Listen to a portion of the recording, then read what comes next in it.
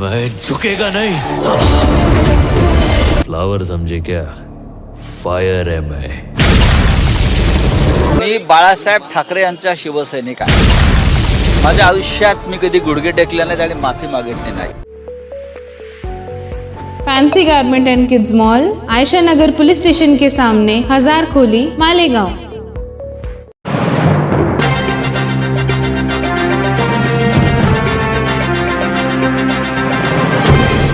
देखते रहिए the prime news Abdul Rahman के साथ।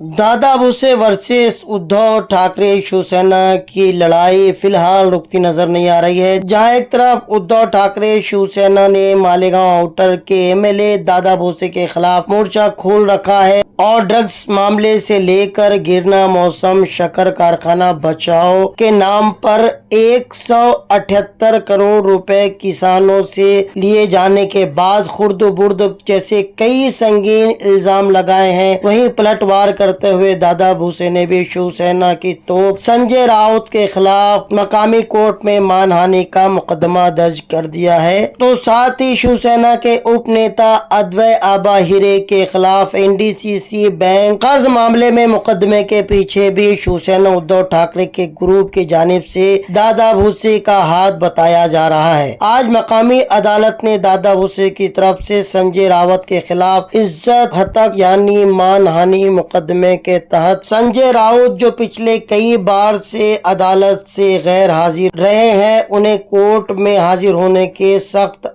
अहकामात दिए, जिसके बाद आज संजय राउत मकामी कोर्ट में हाजिर हुए, जहां अदालत ने दोनों ही फरीकों को इस मामले को राष्ट्रीय लोक अदालत में निपटाने यानी हल करने का मशवरा दिया है। इधर संजय राउत ने सहाफियों से बात करते हुए कहा कि हिंदुस्तान के आईन ने मुझे चोर को चोर कहने का अधिकार दिया है। उन्होंने दादा भुसे पर लगाए गए इल्जामात को दोहराते हुए कहा कि किसानों से गिरना मौसम शक्कर कारखाना बचाओ के नाम पर शेयर के जरिए 178 करोड़ रुपए जमा किए गए। अब अगर वही किसान उनसे 178 करोड़ रुपए का हिसाब मांग रहे हैं तो दादा भुसे मानहानि की बात कर रहे हैं। उन्होंने कहा कि ये मुतालबा उन किसानों के जरिए किया जा रहा है जिन्होंने 178 करोड़ रुपए दिए हैं, जिनके पास बाकायदा उसकी रसीद उसकी स्लिप मौजूद है। इस मामले को लेकर किसान रास्ते पर भी उतरकर आंदोलन कर चुके हैं। वहीं सूबे के सभी अखबारात ने इस ताल्लुक से खबरें भी शाये की है। असेंबली इजलास में भी इस पर चर्चा की गई है। इसके बाद भी संजय राउत पर मानहानि का मुकदमा करना कहीं न कहीं से सियासी दबंगई का सबूत है। ये पूछे जाने पर के दादा भुसे ने कहा है कि अगर संजय राउत उनसे माफी मांगते हैं तब वो ये मानहानि का मुकदमा वापस ले लेंगे। इसके जवाब में संजय राउत ने कहा कि वो स्वर्गीय बाला साहेब ठाकरे के मानने वाले हैं, असल शिव सैनिक है। उन्होंने कहा कि उन्होंने जेल जाना कबूल किया है मगर कभी भी किसी के आगे वो झुके नहीं है। माफी मांगने का सवाल ही पैदा नहीं होता।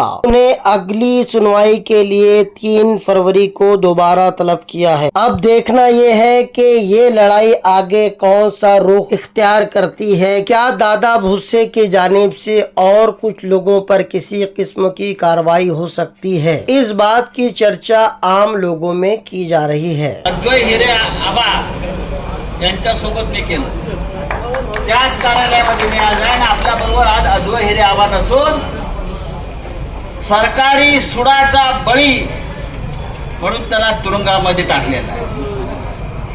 खरं म्हणजे या मालेगावचा आमदार दादा भुसे यांना तुरुंगात पाठवायला पाहिजे। 178 कोटी रुपये गोळा केले शेतकऱ्यांकडून, पावत्यात गिरणा मौसम सहकारी साखर कारखाना बचाव। कुठे कारखाना, काय वाचवलं?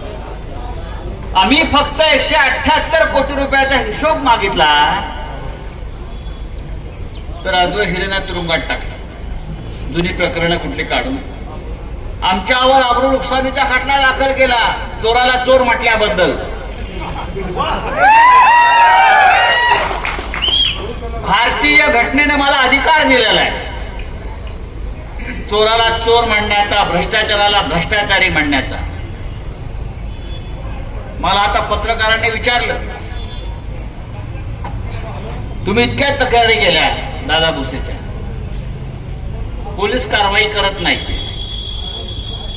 मी म्हटलं 2024 पर्यंत थांबा, आम्ही न सांगता पोलीस कारवाई करतो.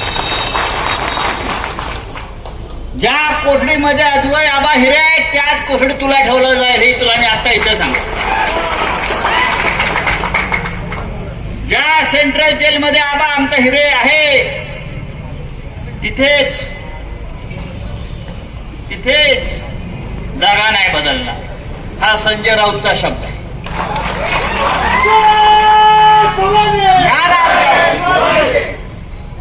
किती कारवाया करताय, किती गुन्हे दाखल करताय. महिला बसल्यात पण तरी पण सांगते. मी दिल्लीमध्ये असतो, अनेक मोठे नेते आम्हाला विचारतात, शिवसेना एवढ्या संकटातून ठामपणे उभी आहे. म्हणजे राहुल गांधी कधी कधी विचारतात त्याचा प्रेरणा काय. तुला एकाच शब्दात आहे, फटे लेकिन हटे नाही. अरे आम्ही काय हटतो का, आम्ही तुला घाबरतो का. हे डरपोक लोक, तुम्ही एक नोटीस आली पळून गेली.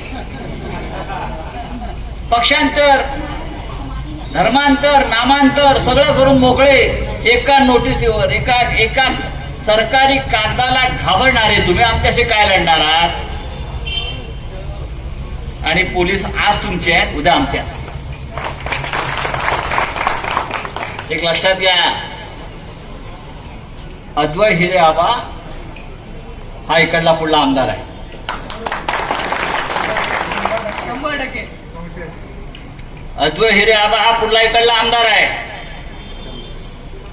कोणी रोखू शकत नाही आता त्याला विधानसभेत जाण्यापासून. तुम्हाला किती जुलूम करायचा आहे, किती अत्याचार करायचा आहे तुम्ही करा, आम्ही सहन करायला तयार आहोत. याचंच नाव शिवसेना. या अग्निदिव्यातून आम्ही बाहेर पडू आणि पुन्हा एकदा या शिवसेनेची मशाल या महाराष्ट्राला उजळून काढल्याशिवाय राहणार नाही, हे लक्षात घ्या.